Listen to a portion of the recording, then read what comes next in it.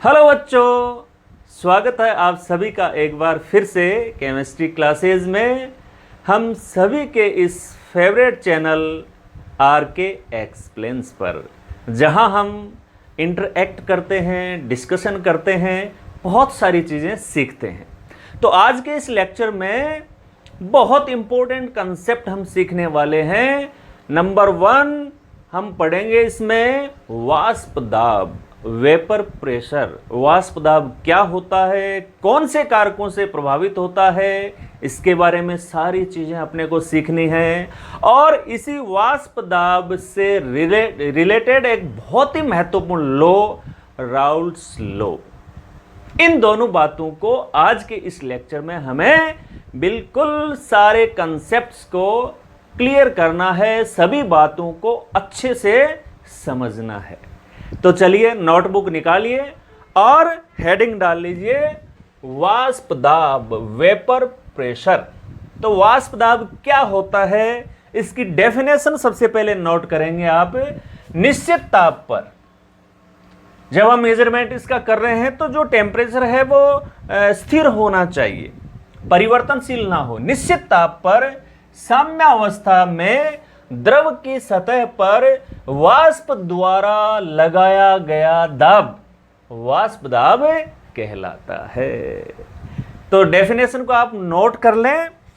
जहां आपको नोट करने में टाइम लग रहा है वहां पर बीच बीच में वीडियो को पॉज करके और जो लिखने वाला काम है वो साथ साथ आप लोग करते रहें।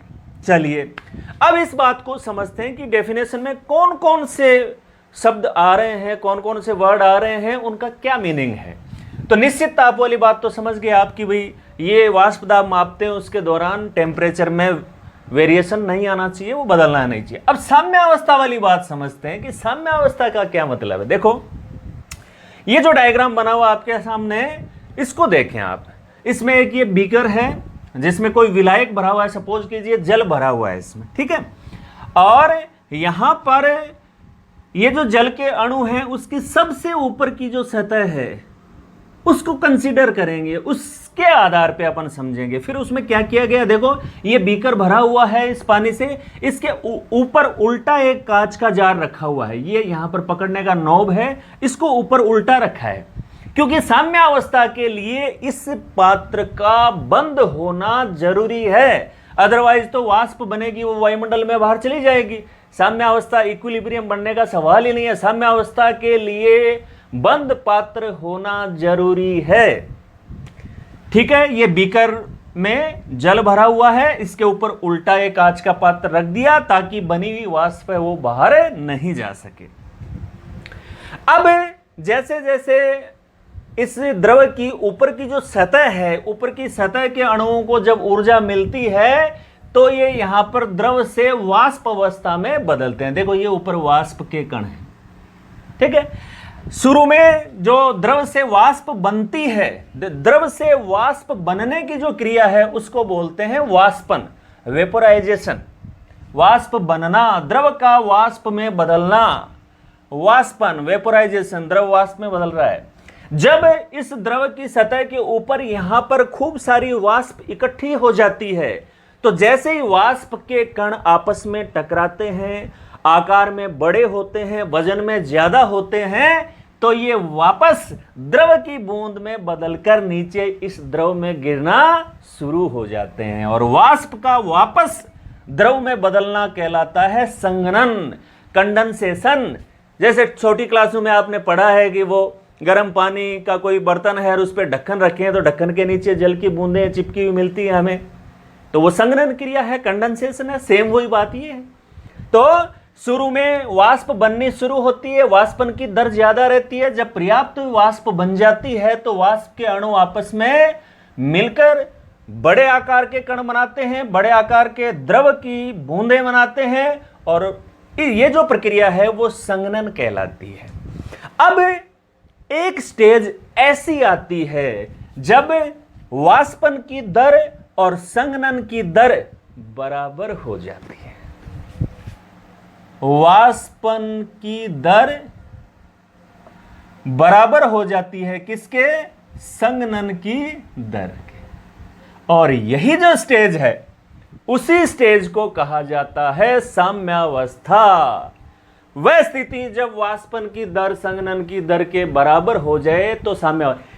इस स्टेज में वाष्प दाब मापना है, सबसे इंपॉर्टेंट बात यह है। तो जब इनके बीच में यानी वाष्पन ऊपर की तरफ द्रव का वाष्प में बदलना, वाष्पन की घटना, और वाष्प का वापस द्रव में बदलना संघनन, वाष्पन और संघनन दोनों की दर जब बराबर हो जाएं, यानी जब इनके बीच में साम्यावस्था स्थापित हो चुकी है, उस समय ये जो द्रव की सतह है उसके ऊपर जो वाष्प है ये इस द्रव की सतह पर कितना दाब लगाती है, द्रव की सतह पर, ये सरफेस है इसकी, इस सतह पर ये वाष्प कितना दाब लगाती है, उसका नाम वाष्प दाब है। जैसे हमारे शरीर के ऊपर वायु है, ये हमारे शरीर पर या प्रत्येक वस्तु पर वायु जो दाब डालती है वो वायु दाब है। ठीक वैसे ही इस द्रव की सतह पर ये जो वाष्प है, इस वाष्प द्वारा द्रव की सतह पर जो दाब डाला जा रहा है वो वाष्प दाब कहलाता है। तो सबसे इंपॉर्टेंट बात समझने वाली ये है कि ये जो वाष्प दाब है, ये हम जब इसका मेजरमेंट करते हैं, मापते हैं, तो ताप है वो स्थिर होना चाहिए, और उस समय मापेंगे जब वाष्पन और संघनन दोनों क्रियाओं के मध्य साम्य स्थापित हो चुका है, यानी वाष्पन की दर संघनन की दर के बराबर हो चुकी है। चलिए, यह बात अपने क्लियर हो गई कि वाष्प दाब या वेपर प्रेशर का क्या मीनिंग है। अब जो नेक्स्ट अपन बात करते हैं वो है वाष्प दाब को प्रभावित करने वाले कारक, यानी कोई भी जो द्रव है, कोई भी लिक्विड है, उसका वाष्प दाब कम होगा, ज्यादा होगा, ये कौन से फैक्टर्स पे डिपेंड करता है। तो उनमें देखें तो पहला है द्रव की प्रकृति, नेचर ऑफ लिक्विड।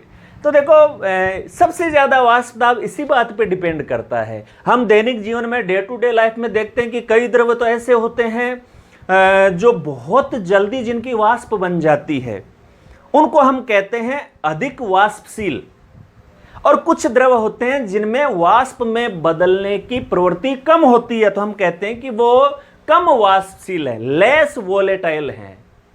और जो जिनमें वाष्प में बदलने की प्रवृत्ति ज्यादा होती है तो हम कहते हैं कि ये बहुत ज्यादा वोलेटाइल हैं, वाष्पशील हैं, इनकी वाष्प तुरंत बन जाती है। जैसे कंपेयर करें, एक डे टू डे लाइफ का एक छोटा सा एग्जांपल लें अपन कि दो पात्र हैं, एक में पेट्रोल भरा हुआ है, दूसरे में पानी भरा हुआ है, बाहर धूप में रख दें दोनों को। आप देखें कुछ घंटों बाद जिस पात्र में अपन ने पेट्रोल लिया वो पूरा खाली मिलेगा आपको, क्योंकि पेट्रोल है वो जल की कंपैरिजन में बहुत ज्यादा वाष्पशील है, बहुत ज्यादा वोलेटाइल है, तो वो वहां उसकी जो वाष्प है वो जल्दी बन जाती है। तो नेचर, खुद जो द्रव है उसकी नेचर इसमें बहुत ज्यादा इंपॉर्टेंस रखती है। और इसमें जो बेसिक बात है, इसमें जो कंसेप्ट है वो ये है कि किसी भी द्रव का जो वाष्प दाब है, वेपर प्रेशर है, वो देखिए इनवर्सली प्रोपोर्शनल है अंतराण्विक आकर्षण बल के। देखो कोई भी द्रव वाष्प में बदलता है तो उसमें एक्चुअल में होता क्या है। जैसे जल है, उसकी वाष्प बनती है, तो वाष्प में भी जल H2O के अणु हैं और जल में भी H2O के अणु हैं। खाली परिवर्तन हुआ तो किस बात का हुआ है, उनके अणुओं के बीच की दूरी तो बदली है। अब अगर अणुओं के बीच में जो बंध है, जो बॉन्ड है, अगर वो स्ट्रॉन्ग है तो अणु एक दूसरे से आसानी से दूर दूर नहीं होंगे। दूर दूर नहीं होंगे तो वाष्प कम बनेगी, वाष्प दाब कम होगा उसका। इसका मतलब जिस द्रव में अंतराण्विक आकर्षण बल मजबूत होते हैं उसका वाष्प दाब हमेशा कम होगा, और जिस द्रव में अणुओं के बीच में इंटरमोलेक्युलर फोर्सेज, अंतराण्विक बल दुर्बल होते हैं, आसानी से टूट जाते हैं, आसानी से टूट जाएंगे तो वो वाष्प ज्यादा बनाएगा, उसका वाष्प दाब अधिक होगा। तो वाष्प दाब और इंटरमोलेक्युलर फोर्सेज हमेशा इनवर्सली प्रोपोर्शनल होते हैं। इसके बाद दूसरा जो फैक्टर वाष्प दाब वेपर प्रेशर को प्रभावित करता है वो है टेम्परेचर। अब ये तो सीधी सी बात है भाई, अणुओं के बीच में आकर्षण बल है, अब उसको गर्म करेंगे, हम गर्म करेंगे तो गर्म करने से जो ऊर्जा मिलेगी उससे उनके अणुओं के बीच में जो अंतराण्विक आकर्षण बल है वो टूटेंगे, और टूटेंगे तो ज्यादा वाष्प बनेगी, वाष्प दाब बढ़ेगा। तो ताप बढ़ने पर हमेशा वाष्प दाब बढ़ता है। अच्छा, यहां पर ये जो वाष्प दाब है उसके साथ एक बहुत ही इंपॉर्टेंट एक कंसेप्ट है, वो है क्वथनांक का, कि किसी भी द्रव का क्वथनांक या बॉइलिंग पॉइंट जो होता है वो क्या होता है। कि जैसे ही उस द्रव को हम गर्म कर रहे हैं तो ऊर्जा मिल रही है, अणुओं के बीच बंध टूट रहे हैं, ज्यादा वाष्प बन रही है, यानी उसका वाष्प दाब बढ़ रहा है। और जैसे ही ये वाष्प दाब बढ़ करके बाहरी दाब, जो बाहर से दाब लग रहा है उस द्रव पर, उस बाहरी दाब, एक्सटर्नल प्रेशर, या जिसको आप वायुमंडलीय दाब कह दें, वायुमंडलीय दाब के जब बराबर हो जाता है, जिस टेम्परेचर पर यह स्थिति आती है, वह ताप जिस पर द्रव का वाष्प दाब वायुमंडलीय दाब के बराबर हो जाए, वो टेम्परेचर उस द्रव का क्या कहलाएगा?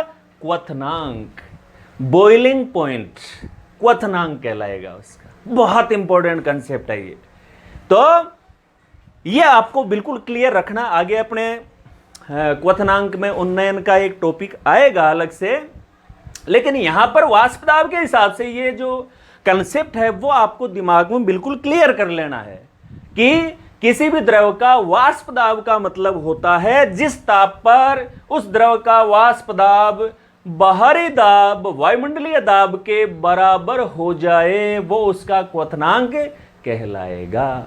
इसका मतलब तो ये हो गया कि अगर बाहरी दाब को बढ़ा दिया जाए तो द्रव का वाष्प दाब अब उसके बराबर करने के लिए ज्यादा गर्म करना पड़ेगा। यानी बाहरी दाब को यदि हम बढ़ा दें तो हम किसी भी द्रव का क्वथनांक, बॉइलिंग पॉइंट बढ़ा सकते हैं। इसी प्रिंसिपल का तो उपयोग प्रेशर कुकर में होता है।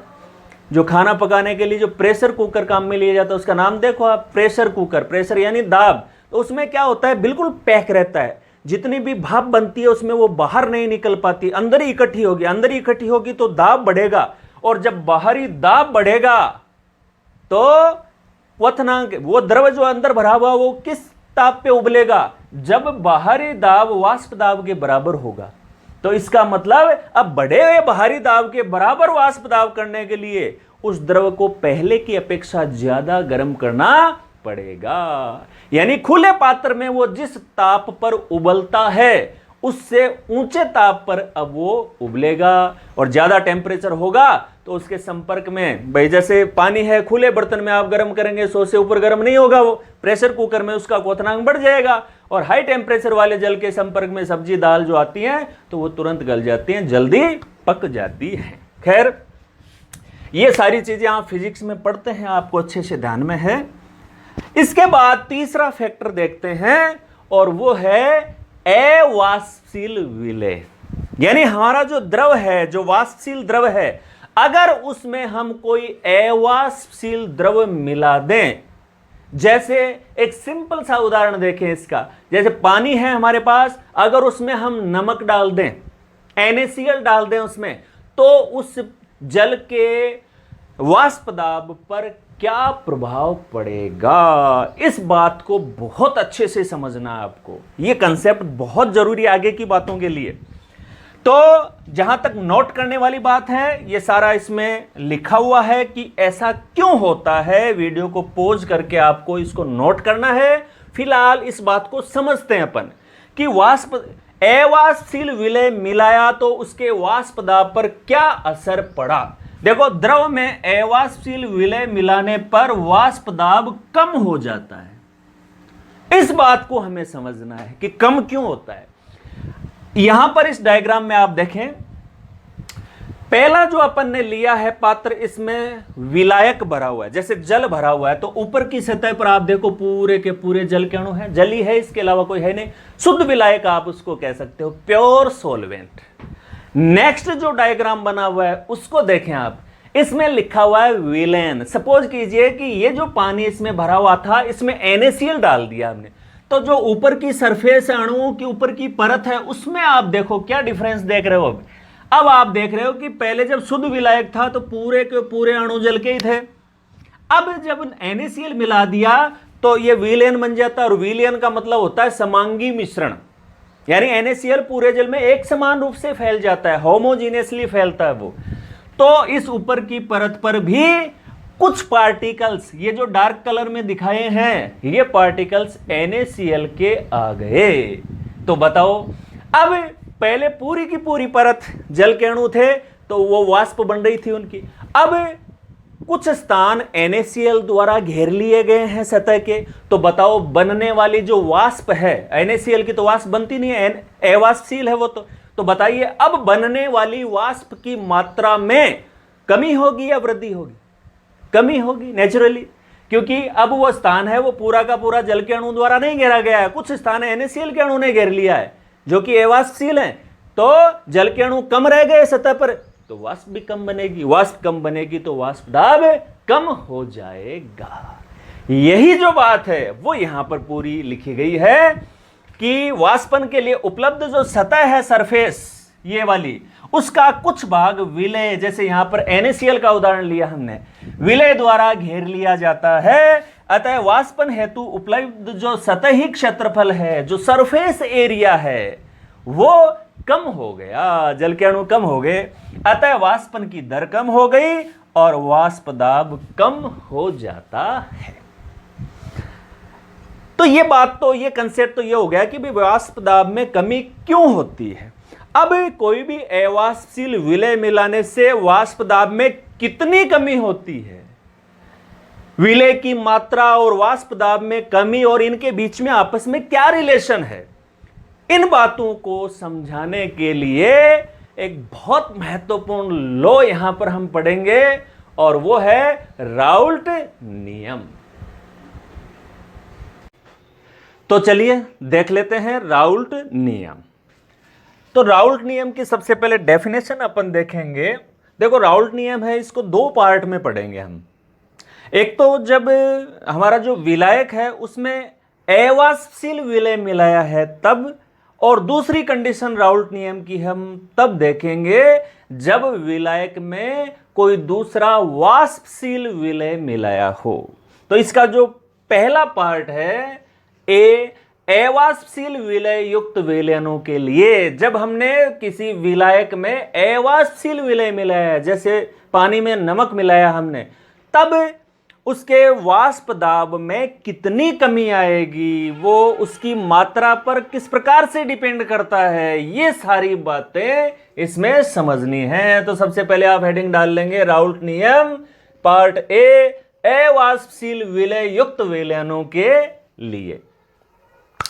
तो इनके लिए राउल्ट नियम क्या कहता है कि अवाष्पशील विलय युक्त विलयन का वाष्प दाब, यानी जिसमें अवाष्पशील विलय मिलाया है हमने, नॉन वोलेटाइल सोल्यूट मिलाया है, वो उसका उस सॉल्यूशन का जो वाष्प दाब है वो विलायक के मोल प्रभाज के समानुपाती होता है। बहुत इंपॉर्टेंट बात, विलायक के, क्योंकि उसमें जो विलय लिया है हमने सोल्यूट, वो तो कैसा है, अवाष्पशील है, उसका तो वाष्प बनाने में कोई रोल नहीं है। तो अब उसमें कुल मिलाकर पूरे सॉल्यूशन का जो वाष्प दाब है वो किस पे डिपेंड करेगा, विलायक पे डिपेंड करेगा, क्योंकि विलायक ही उसमें वाष्पशील है, विलय तो अवाष्पशील है। तो ये इसकी मेन बात है, मेन इसका कंसेप्ट ये है कि अगर आपके सॉल्यूशन में विलय अवाष्पशील है तो ऐसे सॉल्यूशन का जो वाष्प दाब होता है वो विलायक के मोल प्रभाज के समानुपाती होगा। यानी उसमें विलायक की मात्रा जितनी ज्यादा है वाष्प दाब ज्यादा होगा, और अगर उसमें विलय आपने ज्यादा मिला दिया, क्योंकि विलय तो अवाष्पशील है, तो उसका वाष्प दाब कम हो जाएगा। कुल मिला के पूरे सॉल्यूशन का जो वाष्प दाब है वो विलायक के मोल प्रभाज के समानुपाती होगा। चलिए इसी बात को मैथमेटिकल रूप में अपन फॉर्मूला के रूप में यदि कहें तो हम कहेंगे, इसमें जो लैंग्वेज अपन ने कहा है कि इस विलयन का वाष्प दाब, ये देखिए विलयन का वाष्प दाब PS एस सॉल्यूशन के लिए, तो विलयन का जो वाष्प दाब है किसके समानुपाती है, विलायक के मोल प्रभाज के समानुपाती है। तो X मोल प्रभाज के लिए यूज करते हैं अपन सॉल्वेंट। सॉल्वेंट आप हिंदी में लिखना चाहें यहां पर विलायक लिख लेंगे, इतनी तो चलती है अपने इंग्लिश, कोई दिक्कत नहीं है। अब यहां पर इस समानुपाती के चिन्ह को बराबर के चिन्ह में हमने लिया, तो वो जो विलायक है उसका शुद्ध अवस्था में वाष्प दाब कितना है वो यहां पर आ गया। तो ये हो गया पी एस बराबर पी नॉट एक्स सोलवेंट। तीनों जो अपन ने सिंबल यहां पर काम में लिए हैं, पी एस विलयन का वाष्प दाब, पी नॉट शुद्ध विलायक का वाष्प दाब, जैसे मान लीजिए जल में नमक लिया आपने तो शुद्ध जल का वाष्प दाब कितना होता है वो यहां पर रख लेंगे, और एक्स सोलवेंट जो विलायक है उसका मोल प्रभाज है ही। तो ये हमें बताता है, राउल्ट नियम हमें बताता है कि यदि हमारे विलयन में मिलाया गया विलेय अवाष्पशील है, नॉन वोलेटाइल है, तो ऐसे सॉल्यूशन का वाष्प दाब विलायक के मोल प्रभाज के समानुपाती होगा। तो ये इतनी बात नोट करने के बाद नीचे आपको ये वाला ग्राफ बना लेना है। ये भी क्या है, इस बात को बता रहा है। वाष्प दाब देखो, सॉल्यूशन का इधर वाष्प दाब लिया है हमने, वेपर प्रेशर लिया है, और इधर है एक्स सोलवेंट विलायक का मोल प्रभाज, और आप देख रहे हैं यहां पर 0 लिखा हुआ है, यानी यहां विलायक का मोल प्रभाज 0 है और यहां मैक्सिमम 1 है। और ये ग्राफ हमें बता रहा है कि जैसे जैसे एक्स सोलवेंट की मात्रा बढ़ रही है वैसे वैसे वाष्प दाब भी बढ़ रहा है। यही तो कह रहा है राउल्ट नियम कि विलायक का मोल प्रभाज बढ़ेगा तो विलयन का वाष्प दाब भी बढ़ेगा। तो ये बात है वो अपने ग्राफ के रूप में दिखा दिया इसको। चलिए अब ग्राफ बनाने के बाद नीचे आपको ये जो फॉर्मूला है इसको थोड़ा सा और अपन इंप्रोवाइज करके देखते हैं, थोड़ा सा और इसको परिवर्तित करके देखते हैं। तो यहां पर क्या किया गया है, फॉर्मूला अपना पी एस बराबर पी नॉट एक्स सोलवेंट की जगह देखो क्या लिखा है इसमें, 1 minus x solute, 1 minus x solute. ऐसा क्यों लिखा है इसकी जगह, देखो मोल प्रभाज मोल फ्रैक्शन हमने पढ़ा था, आपके अच्छी तरह से ध्यान में होगा कि मोल प्रभाज में आपको बताया था कि कोई भी विलयन है उसमें जो जितने भी घटक हैं सबका मोल प्रभाज है उसका उनका योग कितना होता है, 1। और यहां पर हमारा जो विलयन है उसमें 2 कंपोनेंट हैं, एक कंपोनेंट तो हमारा है सोल्यूट विलेय और दूसरा है सोलवेंट। तो 2 घटक हैं इसमें, तो दोनों घटकों के मोल प्रभाजों का योग कितना हो जाएगा, 1।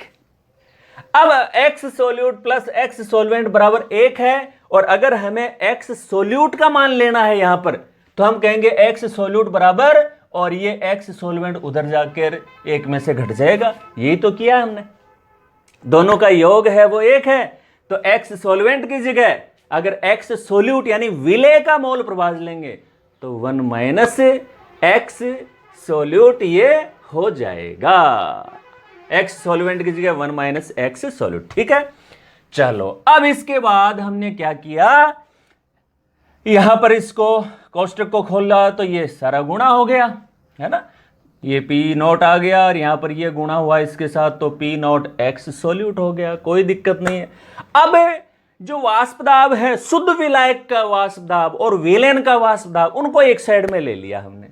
तो जैसे पी नॉट ये शुद्ध विलायक का इधर लिया तो ये पी नॉट में से घट गया, P not minus P S हो गया, और यहां पर जो दूसरा है P not minus P S मतलब शुद्ध विलायक के वाष्प दाब में से विलयन का वाष्प दाब घटा लिया, और यहां पर ये जो इसका कंपोनेंट है वो इधर आ गया, तो दोनों प्लस में रह गए, तो ये हो गया पी नॉट एक्स सोल्यूट। अब यहां पर बहुत इंपॉर्टेंट बात, समझने वाली बात, कि P not minus P S मतलब शुद्ध विलायक का वाष्प दाब कितना था और उसमें अवाष्पशील विलेय मिलाने पर वो कितना कम हो गया, ये हमने पहले क्लियर कर लिया था। अवाष्पशील विलेय मिलाएंगे तो वाष्प दाब घटेगा। अब देखो इनका जो अंतर है कि शुद्ध विलायक का कितना था उसमें से विलयन का घटा लिया तो कितनी कमी आई वो हमें पता लग गया। तो इसी बात को लिखा है डेल्टा पी। डेल्टा पी का मतलब वाष्प दाब अवनमन, अवनमन का मतलब होता है कमी। तो शुद्ध विलायक के वाष्प दाब में से विलयन का वाष्प दाब घटाया तो पता लग गया हमें कि वाष्प दाब में कितनी कमी आई है। तो ये जो वाष्प दाब में कमी है वो हो गया पी नॉट एक्स सोल्यूट। क्योंकि कमी देखो बहुत इंपॉर्टेंट समझने वाली बात है, ये कमी किसके कारण से आ रही है, कमी आ रही है उसमें जब हम अवाष्पशील विलेय मिला रहे हैं उससे कमी आ रही है। तो जितना ज्यादा उसमें आप पानी में आप नमक डालेंगे उतने ही उसमें कमी आएगी। यही तो बात कह रहा है ये कि वाष्प दाब में अवनमन है वो एक्स सोल्यूट पे डिपेंड कर रहा है। जितना आप अवाष्पशील विलय उसमें डालोगे उतनी उसमें कमी होती चली जाएगी। चलिए ये बात क्लियर है बिल्कुल। अब इसके बाद नीचे आपको क्या नोट करना है, इसमें इसी फॉर्मूला से देखो आप, यदि इस पी नोट का इधर हम भाग दे दें इसमें डेल्टा पी में, देखो डेल्टा पी और पी नोट का इधर भाग दे दिया तो इधर क्या रह गया, एक्स सोल्यूट। और ये जो टर्म है डेल्टा पी का मतलब तो होता है वाष्प दाब का अवनमन।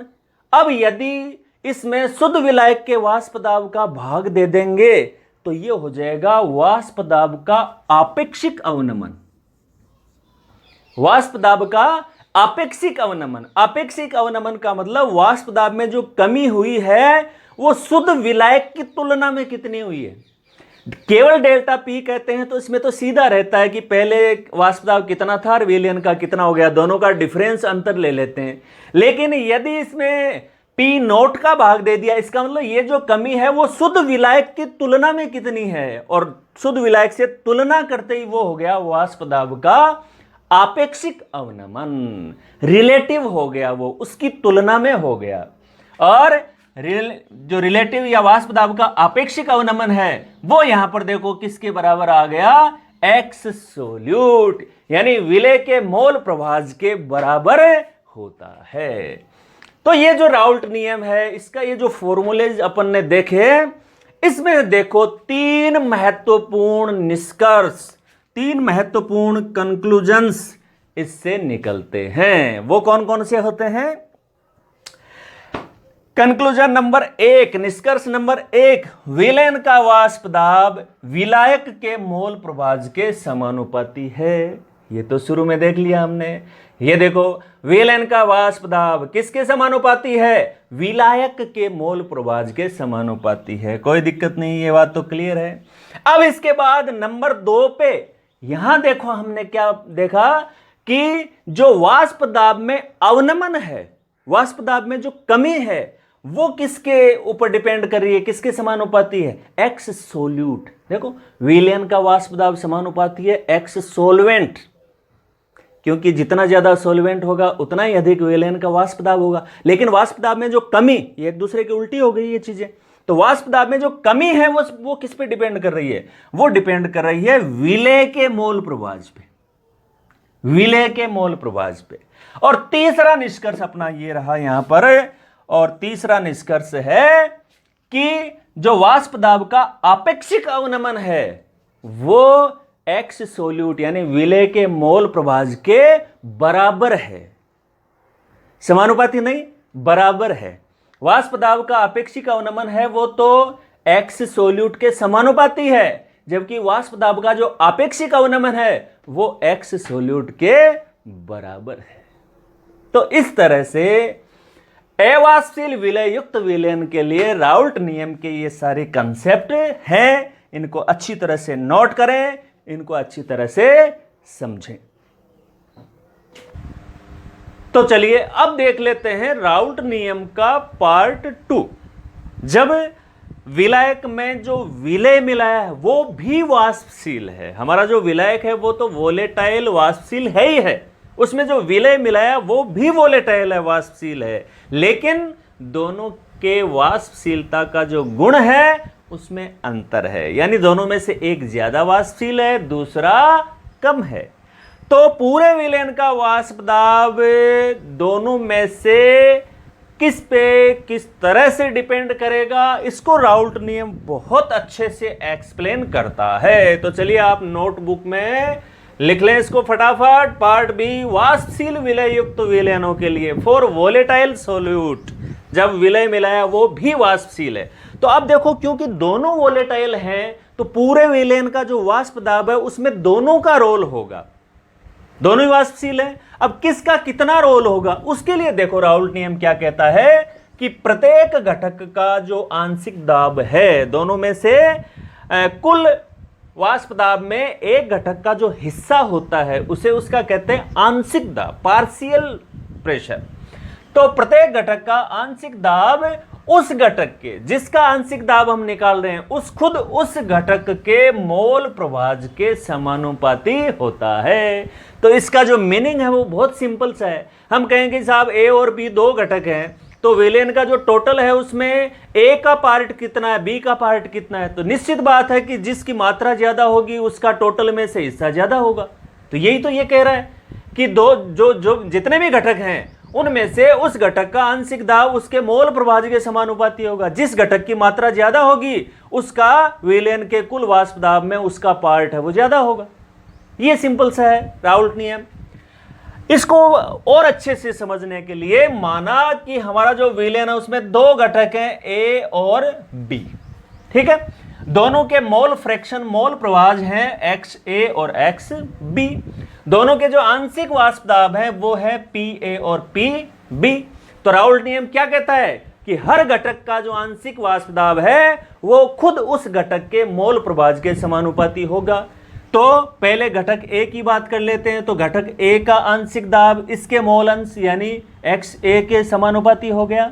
समानुपाती के चिन्ह को बराबर के चिन्ह में लिया तो घटक ए का शुद्ध अवस्था में, जब उसमें कुछ भी मिक्स नहीं है, शुद्ध अवस्था में है वो, उस समय उसका वाष्प दाब पी ए नॉट। तो ये राउल्ट नियम अभी अपन पढ़ के आए। अच्छा, अब घटक बी की बात करें तो घटक बी का जो आंशिक दाब है वो डिपेंड करेगा इसके खुद के मोल प्रभाज पे, समानुपाती हो जाएगा, राउल्ट नियम कह रहा है। और यहां भी समानुपाती के चिन्ह को बराबर के चिन्ह में लिया तो इसका शुद्ध अवस्था में वाष्प दाब आ गया पी बी नॉट। अलग अलग घटकों का हो गया ये आंशिक वाष्प दाब। अब विलेन का कुल वाष्प दाब लेना हो, जोड़ देंगे दोनों को, तो पी टोटल बराबर हो गया घटक ए का दाब, घटक बी का दाब। पी ए और पी दोनों के मान आपके सामने पड़े, मान यहां पर रख दिए। तो ये हो गया विलेन का कुल वाष्प दाब, total vapour pressure of solution. चलो, अब टोटल जो विलेन का वाष्प दाब है उसका दोनों में से किसी एक घटक के मोल भिन्न के साथ क्या रिलेशन है, यह जानने के लिए इस डेरिवेशन को थोड़ा सा हम और आगे बढ़ाते हैं। तो हमने क्या किया इसमें, ये जो मान यहां पर रखा हुआ, यहां पर हमने क्या चेंज किया, इसमें पी ए नॉट एक्स ए की जगह हमने लिख दिया 1 माइनस एक्स बी। ये चीज अपन बार बार समझ रहे हैं कि दो ही घटक हैं और दोनों घटकों के मोल प्रभाजों का योग होता है एक। तो आप अगर आपको मान यहां पर एक्स ए का रखना है तो हम कह सकते हैं 1 माइनस एक्स बी, ठीक है। आगे का जो है कंपोनेंट इस इक्वेशन का वो सेम का सेम आ ही गया। अब यहां पर देखें, इस कोष्टक को खोला हमने तो ये गुणा हो गया, पी ए नॉट हो गया, P A naught X B, ये सेम ऐसा कैसा आ ही गया। अब हमने अगले स्टेप में क्या किया है, इन दोनों में देखो आप, ये जो दोनों पार्ट है इनमें एक्स बी आ रहा है तो एक्स बी कॉमन ले सकते हैं यहां पर। तो पी ए नॉट को तो हमने लिख ही दिया और यहां पर हमने कॉमन ले लिया प्लस एक्स बी को कॉमन ले लिया हमने, एक्स बी को कॉमन ले लिया हमने, तो पी बी नॉट ये हो गया और ये वाला माइनस में है तो ये माइनस पी ए नॉट। अब ये जो इसका रूप है इस इक्वेशन का वो हमें क्या बता रहा है, देखो यहां पर रिलेशन देखें आप, टोटल जो दाब है विलेन का कुल वाष्प दाब और किसी एक घटक जैसे बी घटक का आया है यहां पर, उसके मोल भिन्न में संबंध बता रहा है। तो ये अतः इससे क्या प्रूव होता है, इससे प्रूव होता है कि विलेन का जो कुल वाष्प दाब है पी टोटल वो घटक के मोल भिन्न का रेखीय फलन है। ये इंपॉर्टेंट निष्कर्ष इससे निकलता है।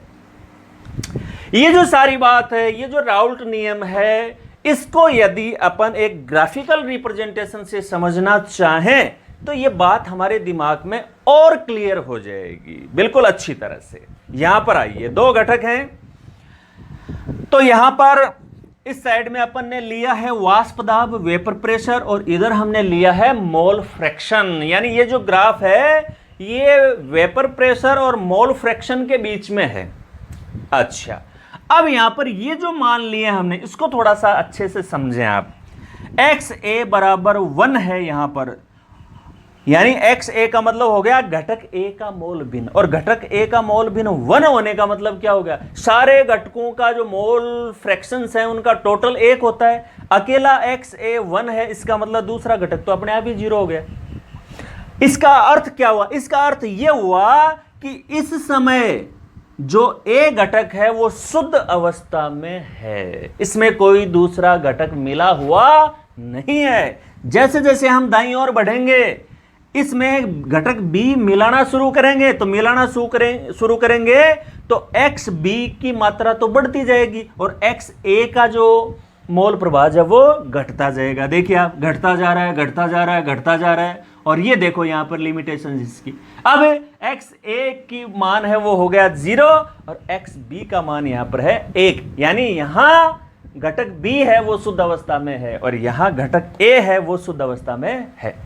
तो अगर यहां पर घटक A है, इसमें दूसरा कोई मिक्स नहीं है, तो इस समय जो वाष्प दाब है वो क्या हो जाएगा, PA0, क्योंकि किसी भी घटक का शुद्ध अवस्था में जो वाष्प दाब होता है उसी को तो PA0 कहते हैं अपन। तो ये शुद्ध अवस्था में हो गया वाष्प दाब। इसी प्रकार से यहां घटक भी शुद्ध अवस्था में है, दूसरा मिला हुआ वो 0 है, तो यहां जो वाष्प दाब है वो इस घटक का शुद्ध अवस्था में वाष्प दाब हो गया PB0। क्लियर है बात, बिल्कुल ठीक है। अच्छा, अब इसके बाद आप देखें कि यहां घटक A के कारण से जो वाष्प दाब यहां पर है शुद्ध अवस्था, अब जैसे जैसे हम दाईं ओर बढ़ेंगे तो मोल फ्रैक्शन में कमी आ रही है, A के मोल फ्रैक्शन में कमी आ रही है। राउल्ट नियम कहता है कि किसी भी घटक का जो आंशिक वाष्प दाब है उसके खुद के मोल भिन्न के समानुपाती होता है, तो XA का मान गिर रहा है, तो इसका जो खुद का वाष्प दाब है, आंशिक वाष्प दाब, वो भी कम होगा। तो ये जो कम होता हुआ है ये है PA। अच्छा, घटक B की बात करें तो यहां तो घटक B का मोल प्रवाह, मोल फ्रैक्शन 0 है। जैसे जैसे हम दाईं ओर बढ़ रहे हैं इसका जो मोल भिन्न है, मोल फ्रैक्शन है वो बढ़ रहा है, तो इसके साथ साथ इसका आंशिक वाष्प दाब PB भी बढ़ेगा। तो ये ग्राफ सारी बात को अच्छे से बता देता है, जो बात लैंग्वेज के रूप में राउल्ट नियम में कही गई है कि किसी भी घटक का आंशिक वाष्प दाब खुद उस घटक के मोल फ्रैक्शन के समानुपाती होता है, उस बात को ये ग्राफ बहुत अच्छे से एक्सप्लेन करता है। और यहां पर ये जो लिखा हुआ है भाई, यदि हमें विलयन का कुल वाष्प दाब लेना है तो हम क्या करेंगे, जोड़ देंगे दोनों घटकों के, तो P टोटल, तो दोनों घटकों का जो आंशिक वाष्प दाब है उसको जोड़ दिया तो P टोटल आ गया, कुल वाष्प दाब आ गया विलयन का। तो ये सारी बात है राउल्ट नियम के दोनों प्रकार के विलयनों के लिए। उसमें अवाष्पशील विलय मिला हुआ है तो क्या तरीका होगा उसका, और यदि इसमें जो घटक मिला है वो भी अगर वाष्पशील हो तो उसका क्या तरीका रहेगा। चलिए, अब लास्ट में ये जो ग्राफ आपने समझा, देखा इसको, इस पर एक छोटा सा प्रश्न पूछ लूं मैं आपको, बिल्कुल छोटा सा, कि इस ग्राफ को देखकर आप ये बताओ कि ये जो दोनों घटक हैं A और B, उनमें से ज्यादा वाष्पशील कौन सा है? Which is more volatile out of A and B? जो दो कंपोनेंट हैं A और B, उनमें से ज्यादा वाष्पशील कौन है? ये ग्राफ क्या कह रहा है, कौन ज्यादा वाष्पशील है, A या B? तो ज्यादा वाष्पशील है B। कैसे पता चला हमें? साफ दिख रहा है भाई, ज्यादा जो वाष्पशील होगा मतलब ज्यादा वाष्प बनेगी, उसका वाष्प दाब अधिक होगा। और ये ग्राफ हमें बता रहा है, देखो शुद्ध अवस्था में B का वाष्प दाब तो ये है, इसको इधर अब आप लाएंगे तो यहां टच करेगा, यहां काटेगा ये इसको, और A का ये है, तो किसका वाष्प दाब ज्यादा है? B घटक का। तो B घटक है वो ज्यादा वाष्पशील है, मोर वोलेटाइल है। ठीक है, तो चलिए आज के लेक्चर में केवल इतना ही। पढ़ते रहें, आगे बढ़ते रहें। All the best.